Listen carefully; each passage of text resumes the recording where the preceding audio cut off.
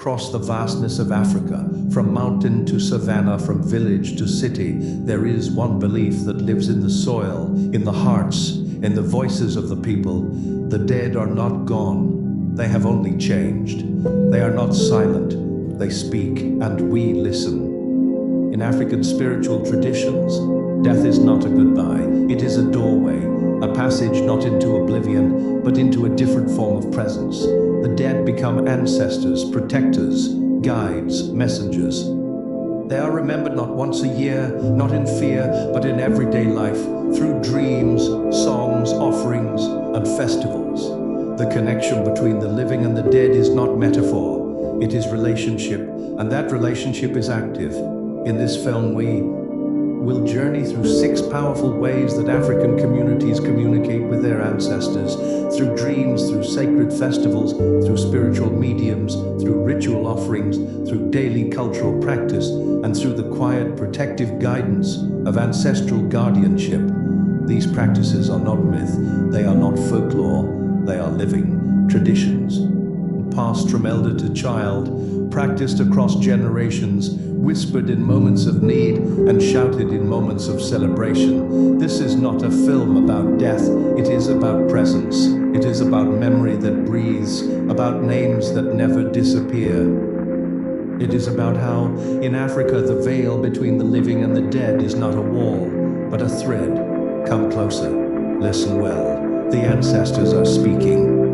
Night falls quietly in many African homes, but in the dark, a different kind of conversation begins. In sleep, the world of the living softens, and the world of the ancestors opens wide. In Africa, dreams are not simply the play of the subconscious. They are meetings, messages, warnings, blessings. Among the Yoruba of Nigeria, dreams are called Allah, and they are considered sacred. A mother dreams of her late father sitting by the fire, saying nothing, only watching. She wakes with a deep knowing, something is wrong. In Sable, among the Shona people, a man dreams of his grandmother pointing toward a field he had not visited since childhood. Days later, he finds a buried heirloom, exactly where she had gestured. These are not accidents, these are visitations. The dream world is where ancestors come closest, where their voices are clearest. They may appear in human form, in animal form, or as symbols, water flowing in reverse, a tree splitting in two, a house with no door. These signs are not read by the dreamer alone. Elders and spiritual interpreters help decode their meaning using wisdom passed down through generations. In many traditions, families act on dreams. A vision may prompt a ritual. A warning may inspire a cleansing ceremony. A child's dream might guide the naming of a newborn or determine whether an old dispute must be resolved. The message of a dream is not to be ignored, because to ignore an ancestor is to close the door to protection. In this way, dreams are not passive, they are sacred conversation, a nightly council between the living and the dead. In silence and in symbols, the ancestors speak, and the wise they do not dismiss. They listen, they remember, they act, because in Africa the veil is thinnest when the eyes are closed. If dreams are the quiet language of the ancestors, festivals are their loud celebration. These are the moments when the veil is not only lifted, it is joyfully torn open. In many African cultures, ancestor festivals are the heartbeat of spiritual life, vivid, rhythmic, alive. A time when the dead are not just remembered, they are welcomed. In Ghana, the Ga people host Homowo, a festival that means mocking hunger. It is a celebration of survival and abundance, where ancestors are honored with food and music. Libations are poured on the ground, inviting the spirits to join the feast. The belief is clear: the ancestors eat with us, laugh with us, bless us when we remember. In Matka, the Famadihana, the turning of the bones, is a ritual unlike any other. None. Every 5 to 7 years, families exhume the remains of their dead, carefully rewrap the bones in new cloth, and dance with them through the village. The air fills with song, drums, and memory. This is not macabre, it is reverence. To dance with the dead is to affirm that they are still family, still honored, still alive in spirit. Among the Yoruba, Igungan festivals call forth ancestral spirits in masked, costumed forms. These spirits descend in trance, offering blessings, answering questions, warning of imbalance. The masks are not disguises, they are vessels. When the Igungan appears, the ancestor is present. The streets become sacred ground, the songs become prayers. In these festivals, time collapses, generations meet, children learn who their people were. Elders remember why the line must never break. Every dance step, every drumbeat, every shared meal becomes a bridge, a celebration of what remains unbroken between the worlds. In Africa, the ancestors do not rest in silence. They return in rhythm, in dance, in joy, and they are not mourned. They are celebrated again and again. There are times when the living must ask questions the living cannot answer, times when grief needs clarity, when illness defies explanation. When dreams grow too heavy to carry alone. In these moments, the community turns to those who walk between worlds, the mediums, the seers, the spiritual interpreters of the ancestral realm. In many African cultures, spiritual mediums serve as the mouthpieces of the ancestors.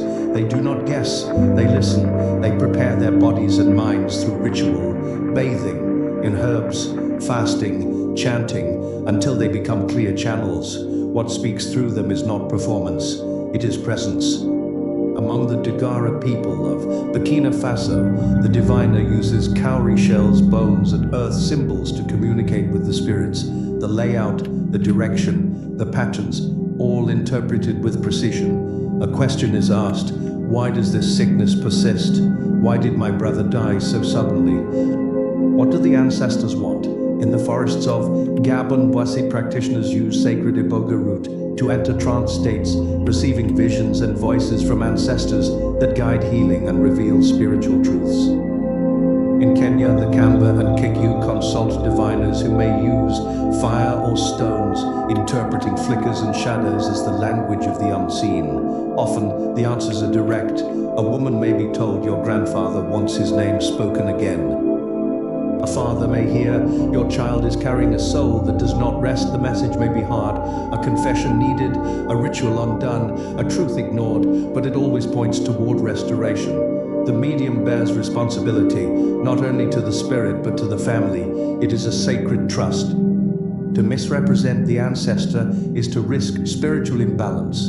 To listen well is to help the living find peace and the dead find rest. In a world that often silences what cannot be measured, African traditions make space for what cannot be ignored. The ancestors are not quiet, they are patient. And when they choose to speak, they do so through those who are ready to hear. Not all messages to the dead are spoken. Some are poured, shared, laid gently on the earth across Africa. Offerings and sacrifices are not acts of fear, but of respect, gestures of gratitude that say, we remember, we honor, we still walk with you. These gifts take many forms. A calabash of palm wine poured slowly onto the soil, a bowl of cooked yam left beside a shrine, kola nuts placed carefully on an ancestral altar. In some cultures, livestock, a chicken, a goat, may be offered its life, dedicated not to appease, but to nourish the bond between generations. In Nigeria, a family preparing to build a home may offer sacrifices to their ancestors to bless the land, asking that no harm come, that peace dwell in the walls. In Senegal, before planting begins, libations are poured for the spirits of the soil and those buried within it. Every action, a journey, a wedding, a naming may begin with an offering to those who came before. These acts are not about bribery. They are not payment for favor. They are recognition that the living do not walk alone, that every blessing received is rooted in the foundation laid by ancestors who sacrificed first. In times of sickness or misfortune, families may consult a spiritual elder to learn if an ancestor is unsettled. If so, a specific offering may be made, not to buy healing, but to restore harmony. When the bond is repaired, healing often follows. Spirit and body realign. Sacrifice in African tradition is not destruction, it is communion. It says, we still share. It transforms the everyday into sacred dialogue.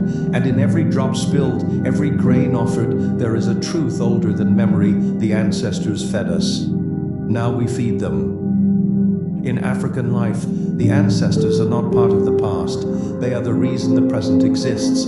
Their presence shapes identity, not through stories alone, but through names, roles, traditions, and daily choices. To belong to a family is to carry a legacy. To bear a name is to carry history. In many cultures, a newborn is not given a name lightly. It is not merely a sound, it is a declaration. The name might belong to a recently departed elder or to a long revered ancestor. The moment the name is spoken, the link is activated.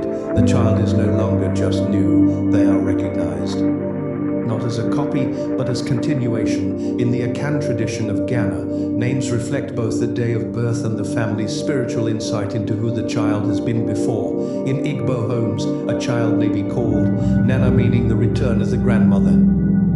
The name is a bridge connecting the living to the one who came before. Ancestral presence is also seen in marriage, in vocation, in the rhythm of life. A man may be encouraged to become a healer because his grandfather was. A woman may take up storytelling not because she was taught, but because the voice in her belongs to someone who once led the fireside circle. Even migration and diaspora do not break this bond. In homes from Nairobi to New York, from Accra to London, families pour libation. In kitchens, light candles on anniversaries, whisper prayers in the tongue of their grandparents. The geography has changed. The spirit has not, because to be African in tradition, in heart, is to know that the dead are not left behind. They are carried in name, in breath, in everything. The dead in African tradition do not simply linger, they protect, they guide, they intervene. Ancestors are not just remembered, they are trusted. Like elders who have crossed into the realm of spirit, they watch over the living not out of obligation, but out of enduring love. In many families, when misfortune is narrowly avoided, it is not luck that is praised, it is an ancestor. When a sick child recovers, when a lost traveler finds their way, when danger passes without harm, elders will say, "The ancestors stood with us." Their presence is felt in the silences between crisis and calm. Some ancestors are known by name, their portraits still hanging, their shrines still tended. Others are known only by feeling. A sudden warmth in a cold room, a whispered voice in a quiet field, a certainty that you are not alone. These are not ghosts. These are guardians. Children are taught to speak to their ancestors, not to worship but to relate. A young woman may pray for strength before childbirth, calling on her grandmother's spirit. A father might whisper to his late brother for wisdom in raising his sons. These conversations happen in the soul, deeply personal and deeply sacred. And when life becomes heavy, when decisions feel impossible, the living turn not only to the present, but to the past. What would our ancestors do is not a rhetorical question, it is a spiritual inquiry, because the answers they believe still come. The ancestors may be unseen, but they are never absent. They move through dreams, through intuition, through unexplainable calm in the middle of chaos. They walk with the living, not behind them, but beside them, silent when we are strong, and speaking when we need reminding. They are our invisible family, not lost, not buried, just waiting to be called.